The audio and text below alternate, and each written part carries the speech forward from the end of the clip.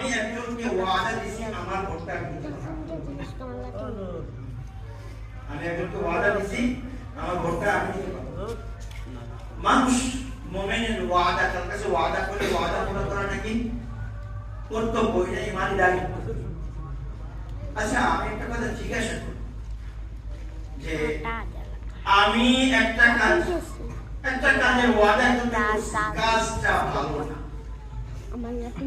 আর আমি আল্লাহর কাছে আমার এই আমানতটা সঠিক জায়গায় রাখার একটা ওয়াদা করছি। দুইটা ওয়াদা, আমার আমানতটা সঠিক জায়গায় আমি আদায় করব, এই একটা ওয়াদা আল্লাহর কাছে করছি না আমরা সবাই? লা ইলাহা ইল্লাল্লাহ করছি, আল্লাহর হুকুম ছাড়া কোনো কাজ করব না, এই ওয়াদা করছি না? আল্লাহর হুকুম ও তোমার আমানতটা সঠিক জায়গায় রাখো, এই ওয়াদা হইছে না? আচ্ছা, এখন আমি আরেকজনকে একটা ওয়াদা দিছি, যে ওয়াদা আমি দেখছি কাজটা বেশি ভালো না। এখন আপনারা মনে বলেন এই দুইটা ওয়াদার মধ্যে কোন ওয়াদাটা আদায় করা আমার জন্য কর্তব্য?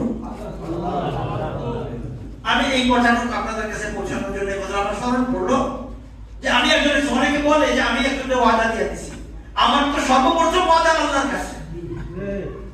সর্বপ্রথম ওয়াদা লা ইলাহা ইল্লাল্লাহ, আল্লাহর হুকুম ছাড়া, রাসূলের তো মুহাম্মদুর রাসূলুল্লাহ সাল্লাল্লাহু আলাইহি ওয়াসাল্লামের তরিকা ছাড়া আমার জীবনের কোনো কাজ করব না, এই ওয়াদা আমি দিয়ে মুসলমান হইছি না?